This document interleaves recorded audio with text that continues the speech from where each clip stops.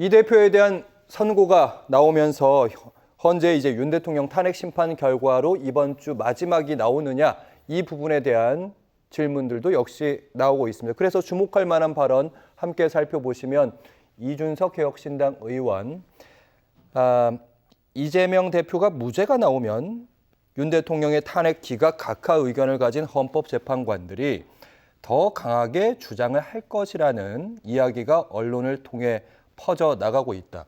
이때가 제가 기억하기로는 한 20일인데 그 정도로 퍼져 나가지는 않았던 걸로 저는 기억을 하는데 그만큼 헌재가 부담을 느끼고 있었다는 의미다. 그러니까 최근에 헌법재판관들 사이에서 이견이 있다는 건 널리 알려진 사실이고요.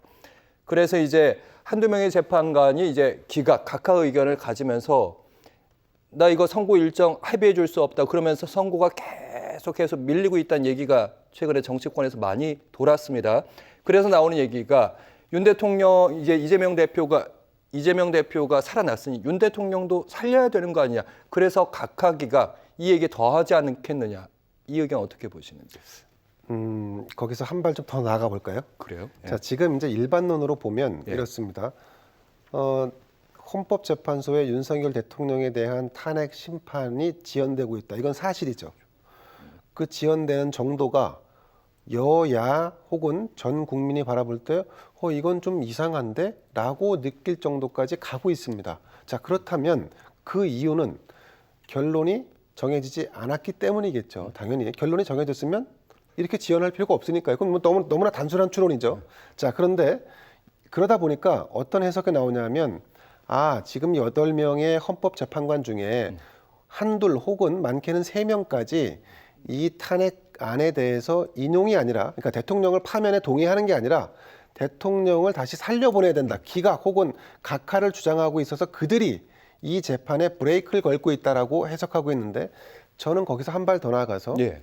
문영배 헌재소장은 윤석열 대통령에 대한 탄핵안이 인용돼야 한다라고 하는 입장을 가지고 있는 것으로 모두가 바라보고 있습니다. 소장 입장에서 볼 때 인용되는 결과가 아니라 각하 혹은 기각되는 결과가 나올 것으로 예상되면 문영배 소장은 이 판단을 지연시키겠죠. 그리고 문영배 소장은 헌재 소장이기 때문에 그 판단을 지연시킬 수 있는 권한이 있습니다.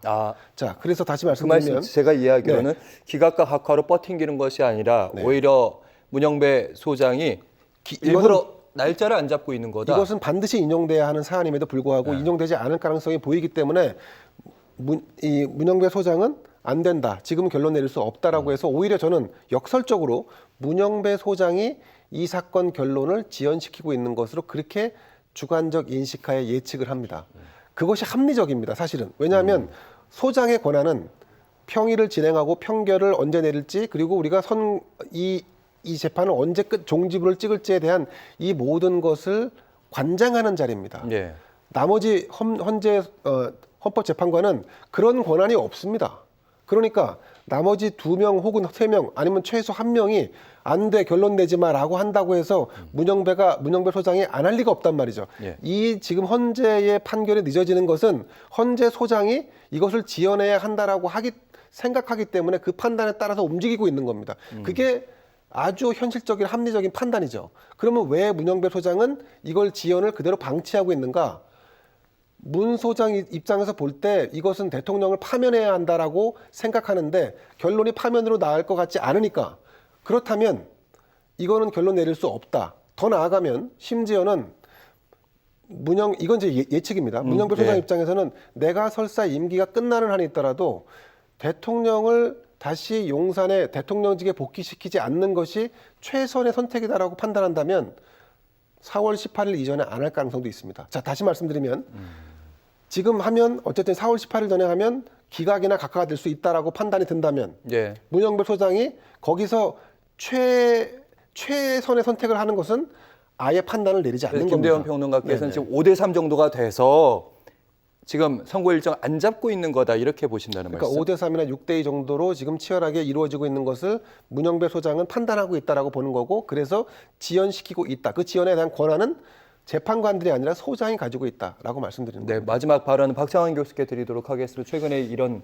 주장들 어떻게 바라보세요? 저는 뭐 헌법재판소가 선고를 연기하는 이유에 대해서 여러 억지와 추측들이 난무를 하고 있습니다. 뭐 방금 얘기하신 부분도 저는 방송을 보시는 국민들이나 시청자분들이 굉장히 오해할 만한 내용들이다.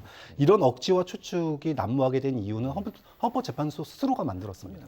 애초에 윤석열 대통령의 탄핵 심판을 최우선으로 하겠다라고 해놓고 했는데. 지금 뒤로 밀리고 있기 때문에 이런 예. 소위 말하면 억측들이 나오고 있는 거거든요. 국민의 민도는 명확했습니다. 여론조사의 결과라든지 내용들도 물론 탄핵 반대의 여론이 결집했던 전례가 있긴 하지만 그럼에도 불구하고 국민 다수는 헌법재판소의 판결을 존중할 것이며 또 빠른 판결을 원하고 있습니다. 좀 그런 점에서 늦어진다면 왜 늦어지고 있는 건지 대략적으로 언제쯤 나올 수 있는 건지 현재는 대충 어느 정도까지의 진행이 되고 있는지 국민에게 최소한의 해명 또는 설명이 있어야 된다. 안 그러면 굉장히 그 소위 그 난무하는 억측과 가짜 뉴스들로 인해서 헌법재판소의 권위나 이런 것들이 더 내려갈 수 있습니다. 예. 이런 걸 막기 위해서라도 헌법재판소가 국민들에게 납득할 만한 설명을 저는 내놔야 한다고 봅니다. 짧게 말씀드리면 네, 짧게 말씀해 주시죠. 누가 봐도 거짓말인데 그 사건이 무죄가 났습니다. 누가 봐도 불법 계엄인데 그 사안이 기각각하되지 말라는 법이 없습니다. 이걸로 말씀드리겠습니다.